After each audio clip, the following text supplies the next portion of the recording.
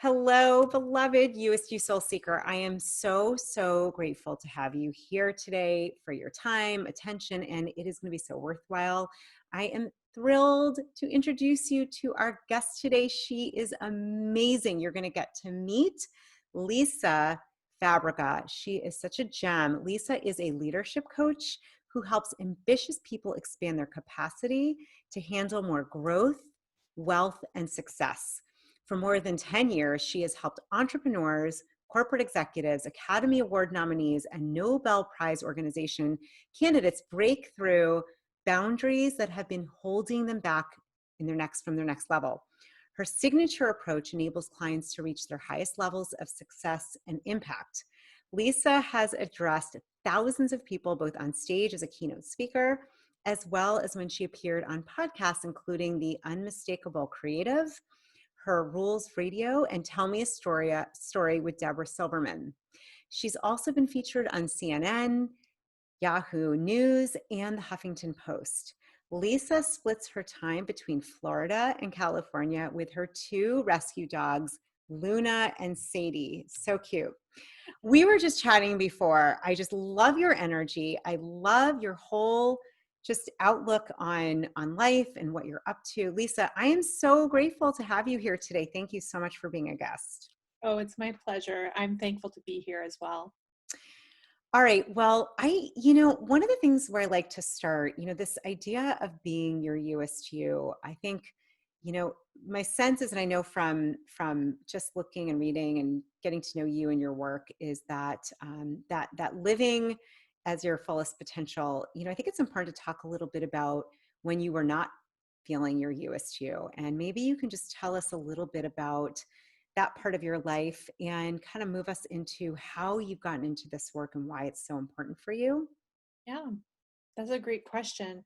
The way, I've had my business for 10 years and over 10 years by now. And you, anybody who's been doing something for that long, whether it be a career or being in your own business, you notice how you evolve and grow throughout it. And even your path can change a little bit, although your purpose might stay the same. And for me, I started my business back in 2000, well, officially in 2010, but I had been kind of doing it since 2008. And everything went like I really hustled really hard in the first couple of years, as it is with every new business. You work really hard in the beginning. And things went really well. My business became very successful. Every year the revenues were doubling, and we got to 2014, and I did not have what I teach now, which is capacity.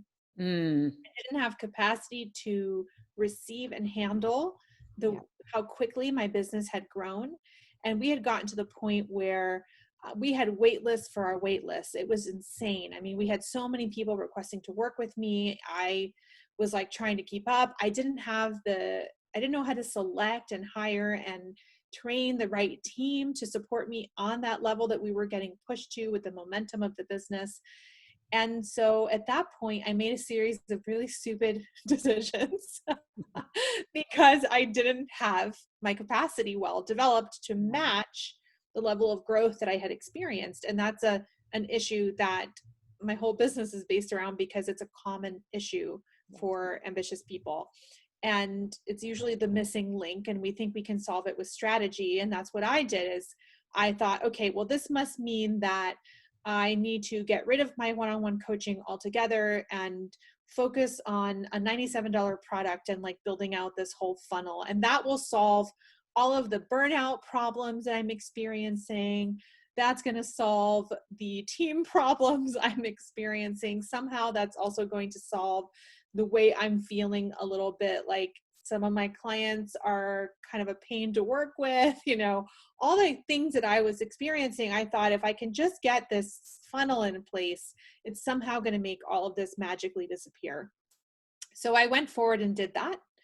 And I removed my one-on-one coaching practice, which actually, if I had had the capacity to sit down and go, do I really want to do this? Is this aligned? I would have realized that I actually really enjoy my one-on-one coaching practice. And it had been sort of the jewel of my practice all those years, I have always had a very high-end coaching practice, very small, and then my other programs. So I got rid of it, and that got rid of a lot of revenue. But I thought, we'll make it up with the funnel. We did not make it up with the funnel. And that year, I have to say, I am now grateful for it, because it was the most growing up year that I've had in my business. We started this funnel. It did really well the first couple of months. And then it just started like not being profitable every month. And then we started going into debt. And I'm one of those people that I am like, my therapist calls me the little terrier with the rat that won't let go. And I'm one of those people that when I'm really dedicated to something, I will just stick with it until it works. But capacity also means learning when you need to let go of something, and not override it to death. And so anyway, that year, 2015, ended with the business $100,000 in debt. Oh my gosh. And I just felt like the whole world was crashing down. Like, what did I do? How am I ever going to recover from this? Yeah. And I remember having a great conversation with my father at the time, actually. And he is the only other business person in my family. Everybody else is a doctor or a dentist or in the medical field. And I remember thinking it was so horrible to have this debt. And he said to me, all businesses have times where they carry debt. And he said, I've been in much more debt than that. And he's pretty successful. And so I was like, oh, and it reshaped my perspective.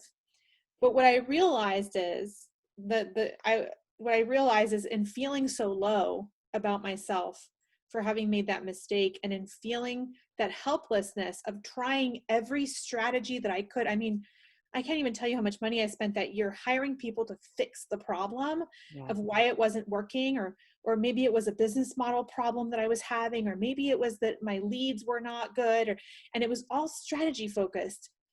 And I learned that it had absolutely nothing to do with my strategy, and it had everything to do with my capacity. And so once I started focusing on my capacity more, because listen, there's a certain point where there's only so many strategies left, and we know all the strategies. So what's beyond that? What is the secret sauce that gets people beyond that? And I spent 2016 really understanding what I had been teaching my own clients. I had been doing capacity work with them all the time, but I wasn't calling it that at the time. And I started doing some of that work on myself on deeper levels. And that's when things completely turned around. Wow. I first of all, for anyone listening, if you're listening, I mean, I feel like this is applicable whether you have a business or like in life. And I have to say, as a person with a business, I don't know, somewhat of a life. I have some kids. I've got like capacity. I was reading about this earlier, and I'm like, oh, we got to dive into this, because this is a thing. I mean, and I know for me, and I'm wondering if you saw this. I mean, I've seen like health issues when I'm beyond capacity, 100%. Adrenal, thyroid. I mean, I've had like legit, like it's not been good for my health. And I'm curious, like some of the, maybe what you've seen with others you've worked with in yourself before, and we'll go into, because I can already hear people are like, well, how do I do this? So we will get to that, because I'm like, what do we do here? But tell us, Lisa, like, did you notice any breakdown in life, body, health? How did that show up? Yeah, no, absolutely. I mean, I've noticed this in a myriad of ways in my clients and in myself. And yes, so it does show up physically. I had adrenal fatigue by the end of that year because I was so stressed out that year that I basically didn't sleep. I couldn't sleep. I was waking up with anxiety attacks over the debt that just kept mounting, and how I couldn't figure out the solution. Right. So again, it was one of the hardest years of my life to go through that. And it was just so stressful because nothing I was trying was working, And so, yes, adrenal fatigue. I gained weight. I was having breakouts, and I normally have pretty good skin. A lot of feeling really tired, anxiety. So things like that with clients, I've had them have like mystery symptoms that nobody can figure out what's going on, migraines, all of a sudden I have one client who, whenever she's going to another level of capacity, so this is why we work together, because we're working on helping her move to her next level of capacity without this happening. Her iron levels drop and she gets really tired. So she knows that when she's about to jump to another level of capacity, she's got to like take her iron supplements, because it's just like how her body resists the up level. So yeah, absolutely. Physical symptoms is a huge one. I also had a client once who was always suppressing how she really felt and like wouldn't fully speak up what she felt in her business. And she was always having sore throats and issues with her throat, colds, every respiratory issue, she would get it. And then when she finally started speaking up, it completely went away. It stopped happening. So physical, yes, but I also notice it emotionally, spiritually, energetically. Yeah. I had a client who's doing so well right now, and she was pretty amazing woman, very well known, had won some awards and stuff. And she came to me and she said, I've just been so depressed and aimless. I feel like I don't know who I am anymore. I feel like I don't even know what I stand for anymore. And she had become very famous under a certain brand, and it just didn't resonate with her anymore. And she thought, she had hired somebody, thought it was a business model issue, and it wasn't. It was that she wasn't really in her purpose, what I call purpose capacity. And so it was creating feelings of depression and creating feelings of fatigue, and just creating this feeling of feeling off and like not satisfied with her work anymore. And it had nothing to do with the business model issue. So yeah, I've noticed, like weird quirks, weird aches and pains, nagging feelings, not being able to sleep, not feeling fulfilled by your work anymore, not understanding why when it was fulfilling before. All of these are ways in which this issue can show up for us.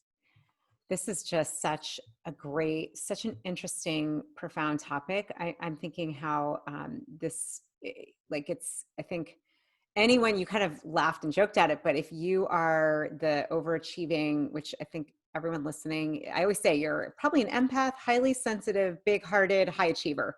That's who I tend to attract here. So yes, welcome. You're all welcome. But if you have that, like, I'm not letting go and like my claw marks are in it, which is kind of what you were saying. The letting go is not easy. And this idea of capacity, I resonate with this. It even feels like they're like the alignment pieces in there too. Like, what are you aligned with? And I'm like, all right, I'd love to talk about, so how do we manage, expand our capacity? Like, give us the goods, Lisa. I want to know, and I'm sure others do too. Absolutely. Okay. So the first thing you need to understand is, what is capacity? And so capacity, and the way I teach it, is your ability to hold, handle, and receive every next level of your growth, your wealth, your impact, whatever it is you're going for. And Love expanding it. our capacity and having capacity for those next levels has a lot to do with how we see ourselves. Yep. And so a metaphor I love to use for this is, okay, those people that win $200 million in the lottery, and then like 5 years later, they're broke. Why? Yep. Because they won the lottery, but they never changed how they saw themselves in relation to their money. And so they had a set point of spending, or they had a set point of how much they always had, and then they got $200 million and they didn't change the set point. So they spent it all till they got back to what their body and their spirit was used to and felt safe with, right? So changing how you see yourself is a huge part of expanding your capacity, because I've had clients who, in the past, I have one client who in the past, I had a concussion, and when I was trying to grow my business, and I feel like every time I've tried to grow my business, I have some weird injury happen and then it slows me down. And I'm like, okay, great. That was you then. Yeah. Who is the woman you want to be 5 years from now? Who is that woman? Because that's who we're becoming now. That's the capacity we're building now. We're not talking about what happened to you 2 years ago. We're not even talking about what happened to you 2 weeks ago. Who do you want to be and who do you want to become? So that's a huge thing. Now, how do we build more capacity? Well, that's my entire work. Yeah, And right. It's like, yeah, just all that, right. It's like, how do we solve Yeah.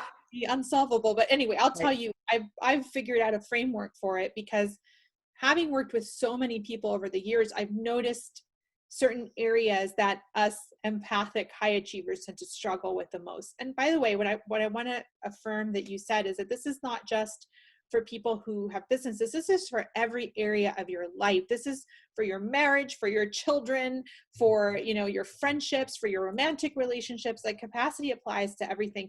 Even some of the racial discussions that we've been having recently, those are, a lot of those situations are like, white fragility is a capacity issue. Yeah. Okay. And so I love all that. back, the areas I've noticed people tend to struggle in are 6 areas. And so the first one is money capacity. So it's money capacity is your ability to earn, save, and invest larger and larger amounts of money every year. Yep. Okay.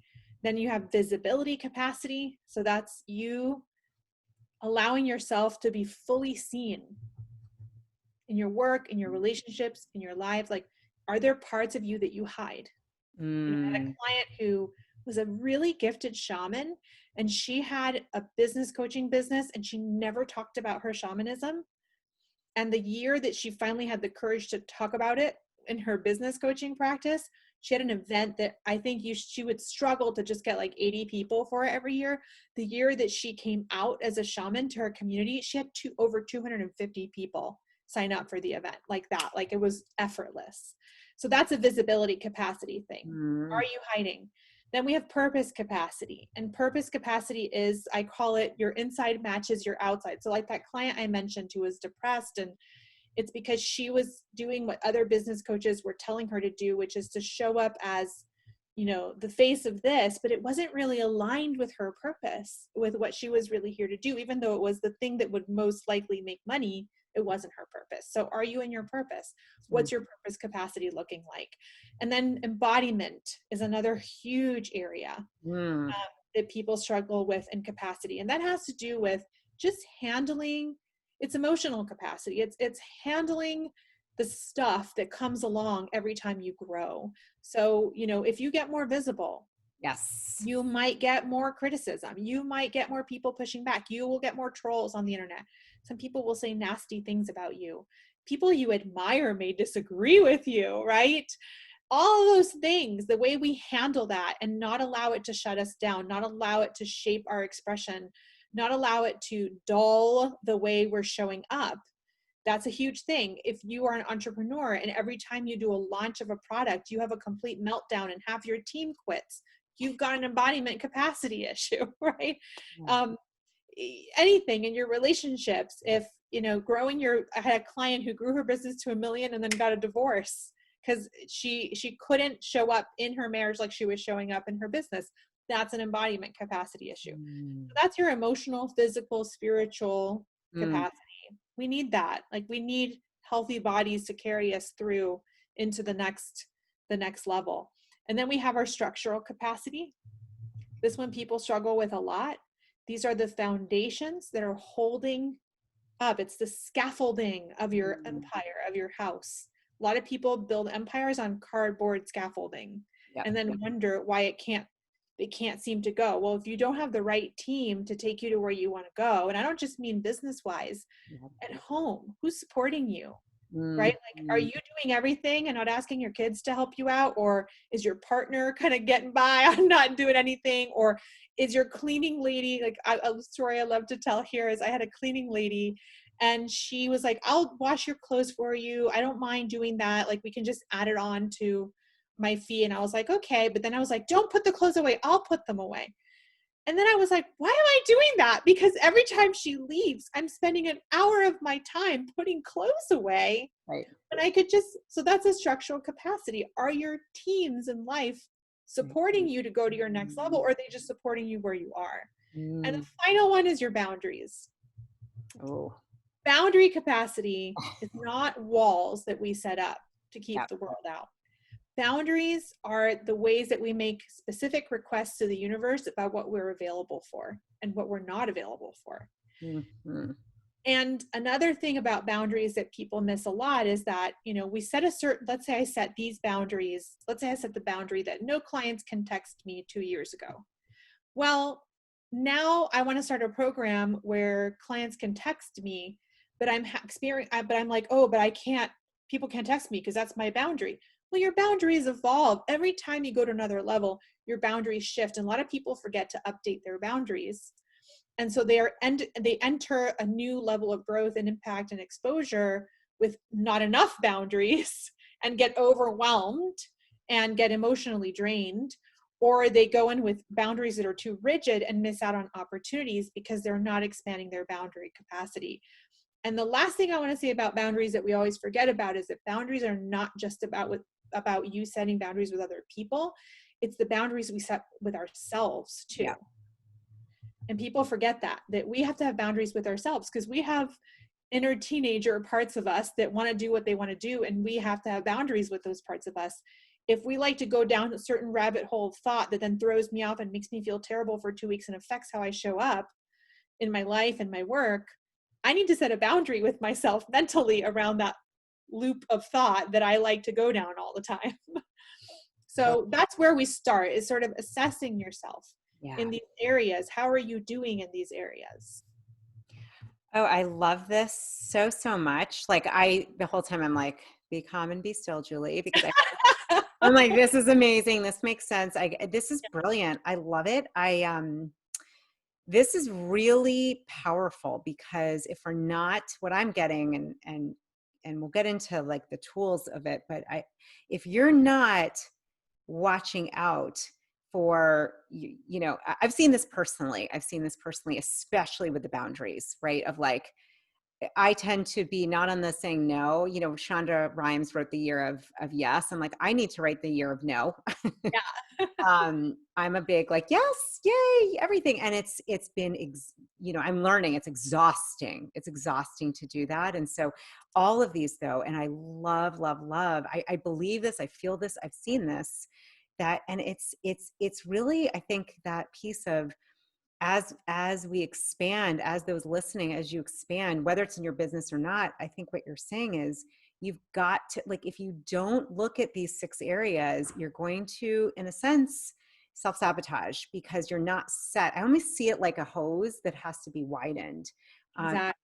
The hose has to be widened or it won't go through. I'm sure that's what you've seen. And I Yep. love these 6. I think this is brilliant. I've seen this with other people around visibility. Like when you start to get, if I can share quickly, because I had this happen recently, and I actually was like, you know what? That's a good sign that I'm okay with this. I have a lot of meditations and courses up on Insight Timer. It's a mindfulness app. And I usually get really beautiful feedback. And I had someone that put to my meditation, they lovingly use the emoji, a horse and the little poop emoji, and said, this is, and I'm like, I took a minute because I'm like, oh, it looks like sweet. And then I'm like, oh my God, that's not sweet. That's really mean. Wow. What? And I just remembered something I'd read that's like, when you start getting hater, I was like, I guess I've moved to a new level, because I'm starting to get emojis with horses and poop emojis. So, but it felt like, that capacity, I could feel it. I was like, am I able to handle this? How am I doing? It didn't feel good, I'll be honest. But just being able, as you said, to take that criticism, and we're so scared. Many of us are scared.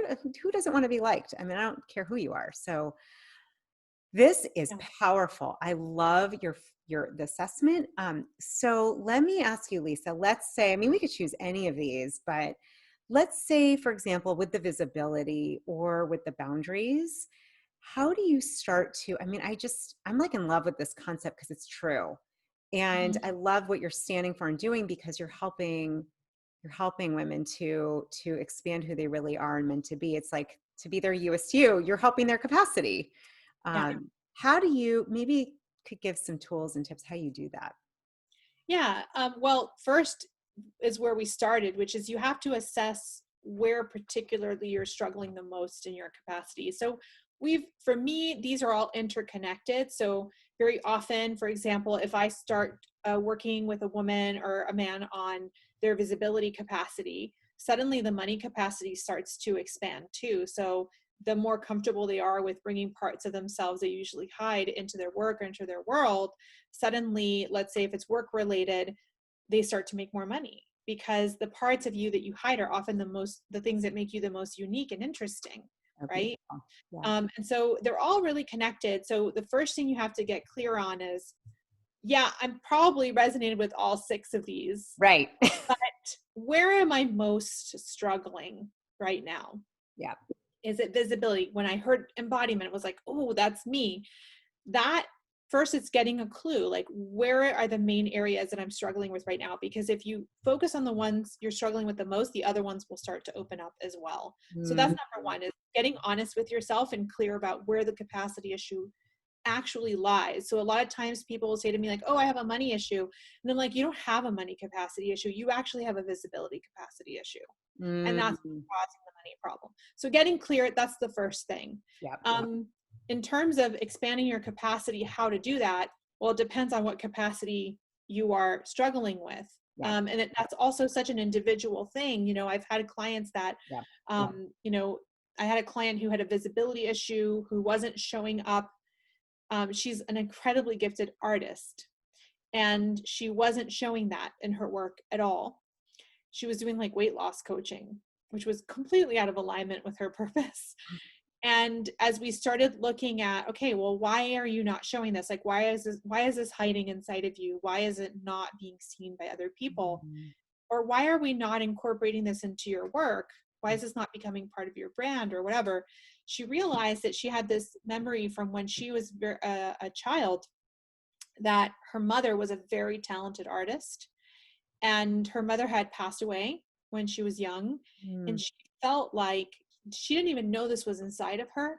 She felt like if she became a gifted artist in her own right, that she was somehow taking something away from her mother, Oh, from her wow. memory. So we had to work through that so that she felt comfortable showing up as an artist. And now, you know, she even sells her paintings and everything, and she's reorganized her whole business around being a creative high achiever. But that's an example of, you know, how do I expand my capacity? Well, I need to know what's going on with you particularly, and what's actually causing the capacity issue.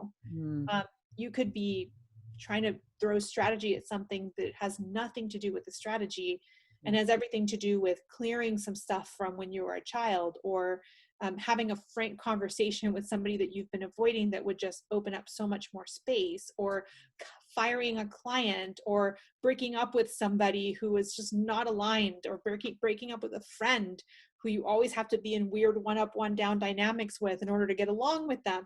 So it really just depends on what your capacity is that you're struggling with the most. I really love this. And I'm just thinking, and we'll have these in the show notes, that I always, you know, bringing it back to anyone listening, as you're hearing this, go through and we'll have the 6 different types of the areas of the capacity where you want to get clarity, is what I heard you say, which one is the one you're struggling most with. And I love what you said. This makes sense, because typically what you do in one area happens in all areas. So once you define that and start working on that, that can often shift the other areas. It's so Yeah. powerful. Well, and the other thing I want to say is there's something I call the 4 pillars of capacity. So when we have these 4 things, we have capacity. Okay. And that's another thing that I ask people to assess and self-examine. So your discernment. If you have discernment, you have capacity. So what's discernment? It's the ability to know what's what. It's the ability to know what's right for you. It's the ability to know the difference between what's your ego voice, wanting to be liked, and what I call your soul voice, which is the part of you that's connected to your inner wisdom and knows what's best for you. That way, even if the best expert on whatever says you should do it this way, if you're connected with your own soul voice, your soul voice goes, yeah, no, that's not. Because for me, for years, people were like, oh, you know, you don't do anything like every other entrepreneur does them. Why do things work so well for you? I'm like, because that's my path, like, Yeah.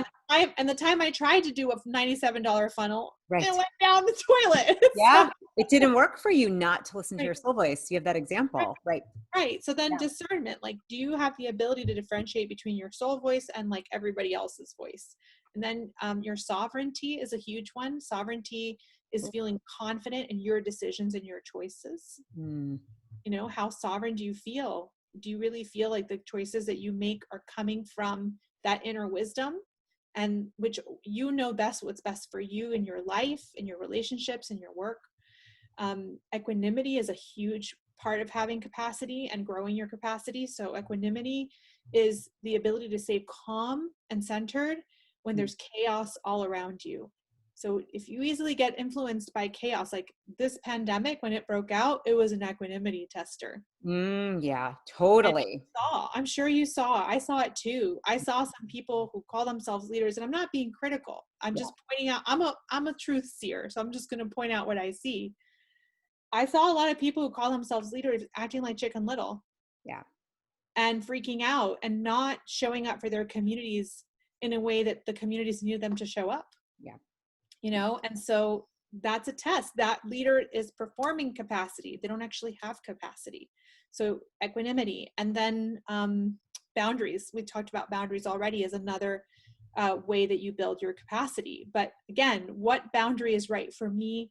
Not where I am right now, but you have to think future wise. Mhm. So if I want to be here in 3 years in my life and in my work, Yeah. what are the boundaries that version of me has? Because those are the boundaries you need to start setting up right now. That is the piece I'm like obsessed with and in love with. That is so brilliant. That is what I think most of us are missing, is we're thinking today or we're in the past. Yeah.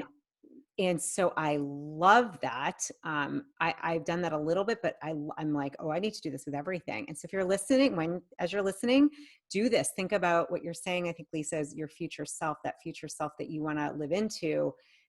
Like reverse engineer is kind of what I'm hearing. Who would she be being? Like you said earlier, what boundaries would she have? That is so powerful. I'm even thinking just by asking that question, you're shifting already the way that would happen. That is it's brilliant. I love it. And I love these 4 pillars. I'm with you. These are like, I think if you can have those 4 pillars at all times, that's like that's really a way, like you said, you tried to do something else that wasn't authentic to you and it didn't work because it wasn't your path. It wasn't your authentic voice. And it's good to hear that.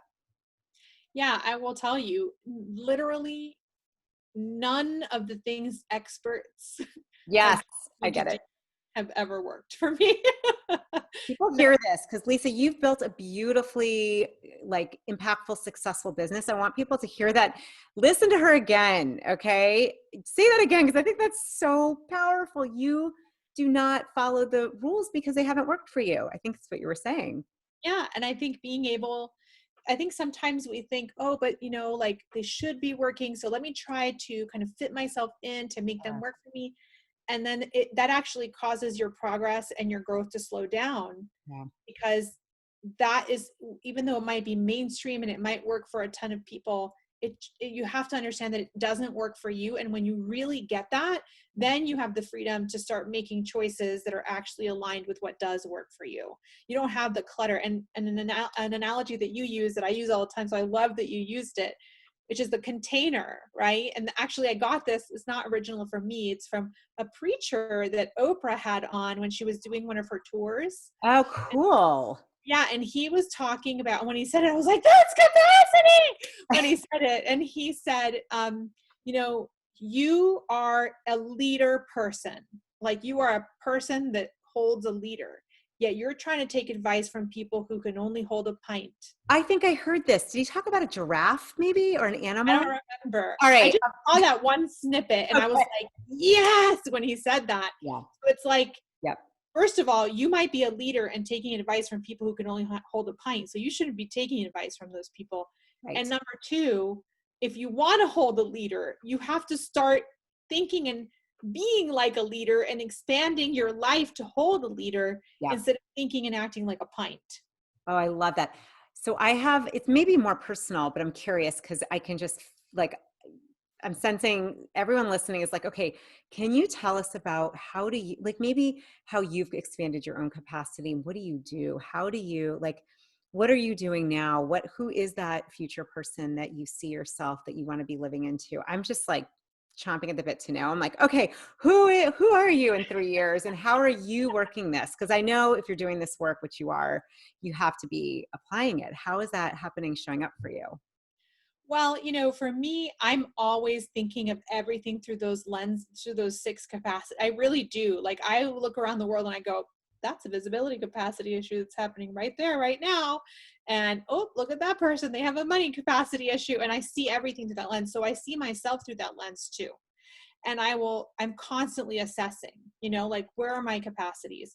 Or if I get a new vision or a big goal that I want to achieve, I go, okay, so which one of my capacities do I need to tackle first so that I have the 2-leader capacity? Because where I want to go is 2 leaders and I'm at 1 leader. Yes.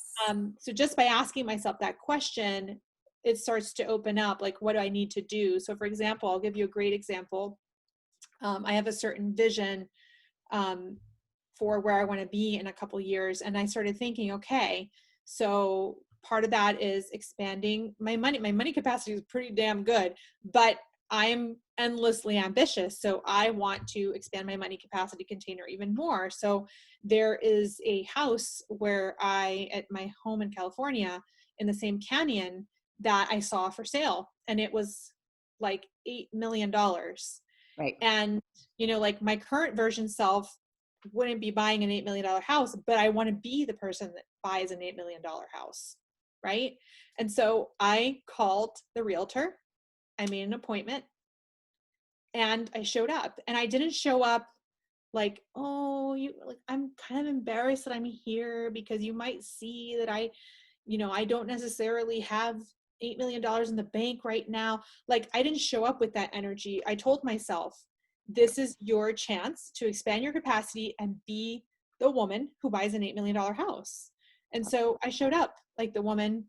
I dressed like her. I showed up like her. I stayed in the energy. I asked questions about the house like I would if I was going to buy that house. I showed up as that person, and I felt, what's funny is by the time I was done viewing the property and the house, I realized this isn't my house.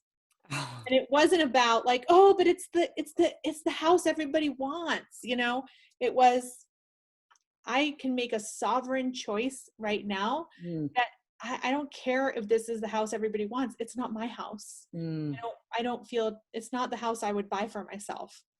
And so I do little things like that so that now I've had that experience and Yeah. I can live it and embody it. Same thing with visibility, right? Like you want to be more visible, then you have to kind of start putting yourself in. I have a mentor who describes it perfectly. She says you have to apply friction. Mm.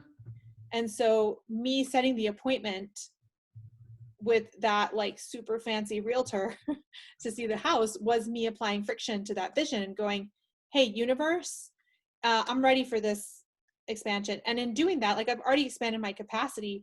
I am not intimidated by an $8 million house showing anymore because I've already done it. Brilliant. Oh my gosh. I was like, in 3 years, I'd like to come to your $8 million house and hang out. It'd be fun. Whatever You're your choice is, your sovereign $8 million one house. of my 3 houses I will have around the world, and you can Yeah. fly in a private jet. Yeah, exactly. I was like, I will come in my private jet to your $15 Yes. million house. I love this. It almost, I'm curious. It's interesting. One of the, I will be interviewing Marcy Shimoff from The Secret. It reminds me a little bit of some of the tenets of manifesting. What I love about this, it's in action and it's genius because you're living it now. It's like, it is so brilliant. And the friction of doing that, you said it, now you've lived that out. Right. And it like almost bypasses the part of our minds, I think, that are like, what? WTF? Like, I'm not worthy. I'm not. It's Yeah. like you're doing something. I'm so curious. energetically what's happening. I just can feel what you're saying is like, this is brilliant. And I love what you're talking about. Huge energy shift happens because a lot of this is in the embodiment realm, right? That's right. Right. You have to feel what it's like to be that person, Yes. because a lot of times our ego is heavily invested in I am not an ego basher. I love the ego, and I think we need the ego just as much as we need every other part of us. Yeah.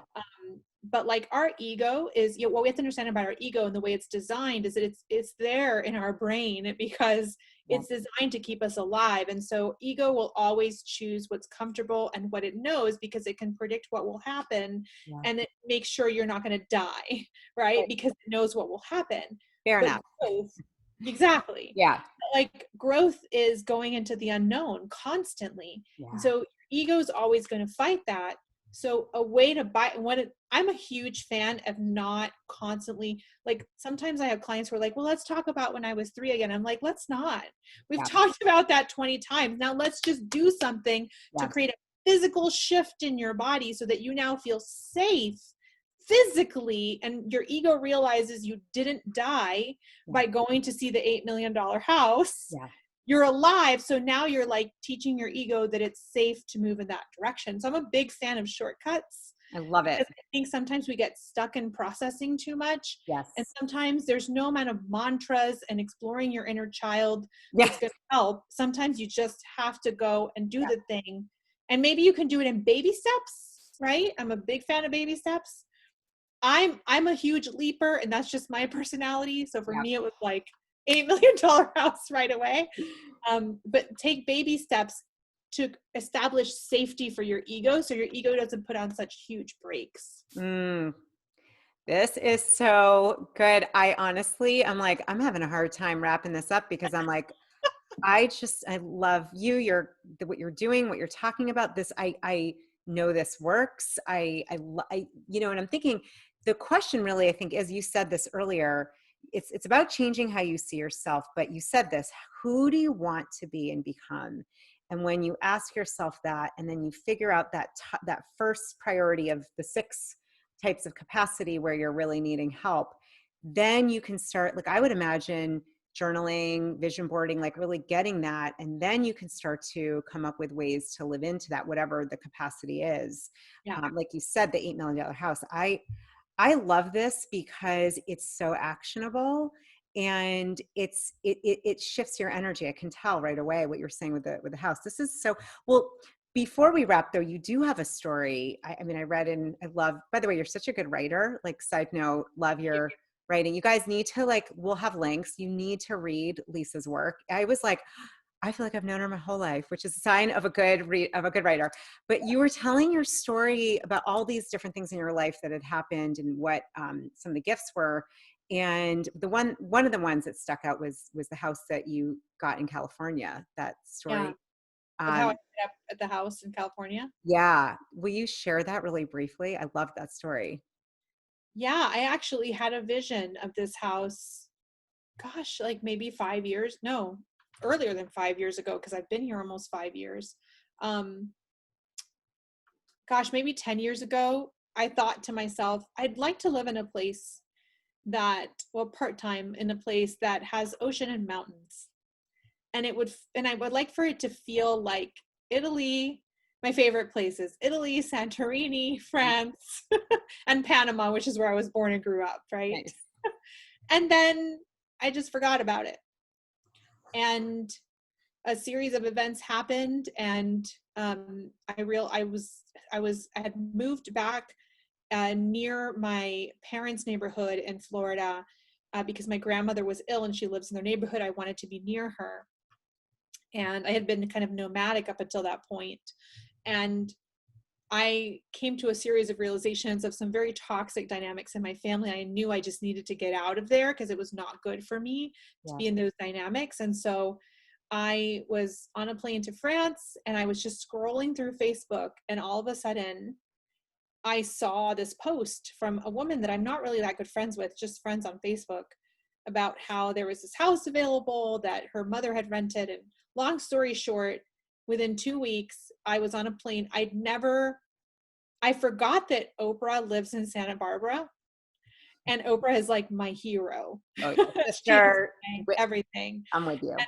Yeah, and so I ended up, again, soul hunch, ego was like, you're crazy, oh my God, how are you gonna do this? The rent was much more than I'd ever paid. Like all of it was like, you're gonna die, you're gonna die, you're gonna die. But I was like, I know I just have to go. And so I went. I was so busy with my business in those 2 weeks leading up to the move that I didn't even like research Santa Barbara. I didn't even know what it looked like. Like it was all just a hunch. Got on a plane, arrived here. As I drove up the driveway, I just had like chills and like chicken skin Mm, all over my body because it was my exact vision from like 10 years ago. The mountains, the ocean, it looked exactly how I had seen in my vision. Um, it just happened like that. And this place where I live has provided many capacity expansions as a result, because it was so much goodness and so much beauty. And at the time, I did not see myself as being like a person who was allowed to have all of that beauty and luxury and gorgeousness and like have an ocean view and this. And again, I had to expand my capacity to be here. yeah. I was sick. Like the first 2 weeks I was here, I was so nervous because it was Mm. so much abundance that I was like literally having like nausea and like I was like, I don't feel right. I'm like freaked out. So that was a capacity expansion in and of itself. And now I'm like, of Yeah. I'm course ready I for, can be here. right. Exactly. Now Yeah, feels grounded, normal. That's your new normal. exactly. Yeah. Oh, I love that story. I love it. And yes, I was like, Santa Barbara is where Oprah is, and you are a She neighbor. lived, oh, wait, that's the thing. Then when I got here, I discovered that she lives like right down, like I'm pointing down towards where her house is. Like she lives 5 minutes away from me. That's so cool. Yeah. That is so cool. I love this. I love what you have discovered. I love also what you shared about, and I want people to hear this, that out of that really dark point, the debt, the feeling like you were in the dark, you were trying things that weren't you, that it was actually there that, I think of the lotus, like that's where the lotus came, was from that muddy year. And so, and look at the gold here. I mean, this work is just, this is so applicable and so needed. And men, women, everyone, like it's just really, I love what you're doing. And I want to give a special shout out to our beautiful beloved Selena Sue for connecting us, who is another bright light soul. And just thank you, Selena, for connecting us. And I love your story, Lisa. I'm like, all right, when you get that $15 million house, I'm like, I'm putting it in my calendar. I'm gonna be like, all right, girl, I'm coming in 3 years. We're gonna hopefully no quarantine then. We'll just Yes. no I mask. know, please. Yeah, I'm going to work on my capacity because to do that. And I love what you said about you had to build your capacity in that house, and that today it feels like the new normal. And what it also shows is like we all are able to expand. We just have to, and you said this, the baby steps, just start. So I always like to ask this, I call it a heart flare, when you have like something that's in your heart that you want to say, if I didn't ask it to you, or maybe just a word of wisdom that's like right bubbling up that you want to share with our beautiful listeners. Yeah. I always say this, like I say it almost all the time in all my posts because it's, I think, that important. So I'm going to say it here, is that if you are experiencing a plateau in your life, in your Mm. work, something's not working like it used to work anymore. I just want you to keep this in your head. It's not your strategy, it's your capacity. Mm, I just want like you to engrave that into your soul, yeah. because, you know, all of the high achievers of our world, the people who have achieved great things, if you look at who they have supporting them, it's people who are basically helping them work on their capacity. Yeah. That's who they're prioritizing. They have strategists, Yeah. but after a certain point of success, it's not about strategy anymore. Drop the mic. That's really, I'm like, stay here with you. I'm like, ooh, there's stuff for me to look at. It is so well said and so brilliant. We're going to have this in the show notes, but just in case for those who don't do show notes or don't like them, and I don't blame you, I don't really read show notes. So for those folks, could you give us your website and where we can find you, beautiful Lisa? Absolutely. I'd love to. So I have a series of free videos, by the way. If you go to my website at lisafabrega.com and you just sign up for the newsletter, you will get a series of videos called the Capacity Conversations. I like to call it Capacity Flicks. And it basically it helps you identify like where your capacity issues are, how they're causing issues for you, and what things can look like if you work on those capacities. And you get that on my website at lisafabrega.com, totally for free if you sign up for the newsletter. I love that. I'll be getting that later, along with, we had an earlier conversation about a lovely hair straightener. I'll be Yes. doing both of those after this talk. Oh, ping me, message me if you Early want to know girl talk. about curly hair and you want to know about the hair straightener. That's a side note. Just message me or Lisa. We'll let you know. Totally side note, sidebar, but that's awesome. That's awesome with the videos. And you are just, I just love what you're doing. I love who you're being. And this was such a powerful, thank you for sharing such powerful work. There's not one person I know who couldn't use this framework. It's so applicable. Thank So you. I just really appreciate you. Thank you for being here. Thank you. And I want to thank you, beautiful listener, for being here for us, conversing about all the ways that you can expand your capacity. And I really recommend that you go to Lisa's website and to check out her videos and start looking at where you might be stuck. And like she said, if you're at a plateau, it's not your strategy, it's your capacity. And I'm just getting that as you do that, as we each do that, we get to expand ourselves. And I know the world could really use a lot of expanded capacity, more equanimity, more sovereignty, more discernment. So please, like, do your part. We'll do our parts, and just loved having you. Thank you so much.